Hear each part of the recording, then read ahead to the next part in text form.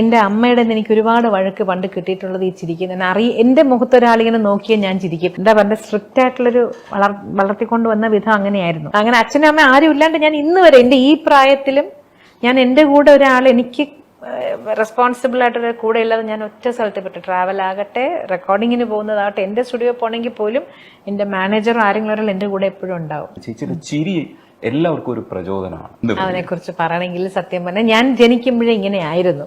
എന്റെ അമ്മയുടെ എനിക്ക് ഒരുപാട് വഴക്ക് പണ്ട് കിട്ടിയിട്ടുള്ളത് ഈ ചിരിക്കുന്നത് എന്റെ മുഖത്ത് ഒരാളിങ്ങനെ നോക്കിയാൽ ഞാൻ ചിരിക്കും.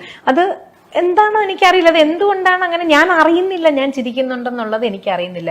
അമ്മ പിന്നെ എന്റെ അടുത്ത് പറഞ്ഞ ഇങ്ങനെ അറിയാത്ത ആൾക്കാർ ആരെങ്കിലും മുഖത്ത് നോക്കിക്കഴിഞ്ഞ് ഇങ്ങനെ നോക്കി ഇങ്ങനെ ചിരിച്ചു കഴിഞ്ഞാൽ പെൺകുട്ടിയല്ലേ ചീത്ത പേര്. അമ്മ എന്നെ ഒരുപാട് വഴക്കുണ്ട്. അപ്പൊ ഞാൻ അതിനുശേഷം എന്റെ തുടക്കകാലത്ത് സ്റ്റേജ് ഷോസ് ഒക്കെ നോക്കിക്കോളും, ഞാൻ മനഃപൂർവ്വം ഞാൻ ഇങ്ങനെ നിൽക്കും. കാരണം അമ്മ പറഞ്ഞിട്ട് വഴക്ക് പറഞ്ഞിട്ട് ഇങ്ങനെ ചിരിക്കാൻ പാടില്ല എന്ന് പറഞ്ഞിട്ട് അപ്പൊ നമ്മുടെ അറിയുന്ന ആൾക്കാരുടെ മുഖത്ത് നോക്കി ചിരിച്ചോ, പക്ഷെ അറിയാത്ത ആൾക്കാരെയൊന്നും നോക്കി ചിരിക്കരുത്, അത് തെറ്റായിട്ട് വ്യാഖ്യാനിക്കപ്പെടണം. അമ്മയൊക്കെ ടീച്ചർ, സ്കൂൾ ടീച്ചറാണ് അമ്മയും അച്ഛനും രണ്ടുപേരും. അപ്പൊ അത്രയും ഒരു എന്താ പറയുക സ്ട്രിക്റ്റ് ആയിട്ടുള്ളൊരു വളർത്തിക്കൊണ്ട് വന്ന വിധം അങ്ങനെയായിരുന്നു. പ്ലേബാക്ക് സിംഗിങ്ങിന് വരുന്നതിന് തന്നെ അമ്മയ്ക്ക് എതിർപ്പായിരുന്നു ആദ്യം പറഞ്ഞത്. സിനിമയോ അയ്യോ എന്താണ് ആ മേഖല എന്ന് പോലും അറിഞ്ഞോടെ ഈ കൊച്ചിനെ അങ്ങോട്ട് കൊണ്ടുപോയി. അപ്പൊ അച്ഛൻ പറഞ്ഞു ഞാൻ കൂടെ ഇല്ലേ, ഞാനല്ലേ കൊണ്ടുപോകുന്നത്.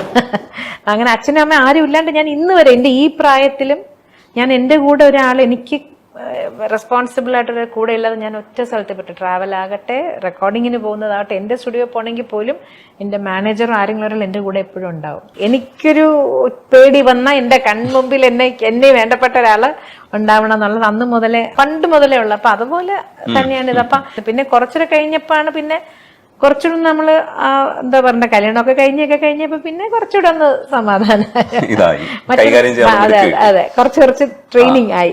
ചേച്ചി എപ്പോഴും ചിരിക്കുന്നുണ്ടെങ്കിലും ഒരുപാട് സങ്കടങ്ങളെ മറികടന്ന് വരേണ്ടി വന്നിട്ടുണ്ട്.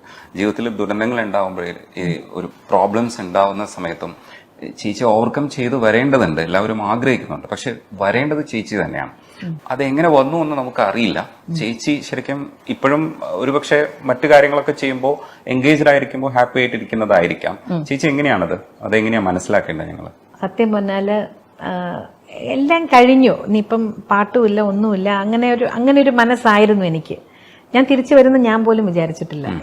എന്നെ തിരിച്ചു കൊണ്ടുവരാൻ ഹെൽപ്പ് ചെയ്ത് ഒരുപാട് പേര്, എനിക്ക് പരിചയമില്ലാത്ത ആൾക്കാർ എനിക്ക് പ്രസാദം പല അമ്പലങ്ങളിൽ ഒരുപാട് ചെയ്ത പ്രസാദം, എന്റെ പേരും ഇതുമൊക്കെ വെച്ച് എനിക്ക് എന്തോരം പ്രസാദങ്ങൾ വന്നെന്നറിയാമോ.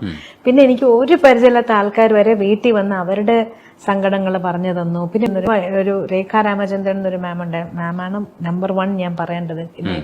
എന്നെ ഏറ്റവും കൂടുതൽ കൗൺസിലിംഗ് ചെയ്തത് മാമാണ്. രേഖാ മാം വന്നു, നമ്മുടെ രവീന്ദ്ര മാഷിന്റെ ശോഭ ചേച്ചി എന്നും വന്ന് ഇതുപോലെ കൃഷ്ണന്റെ കഥ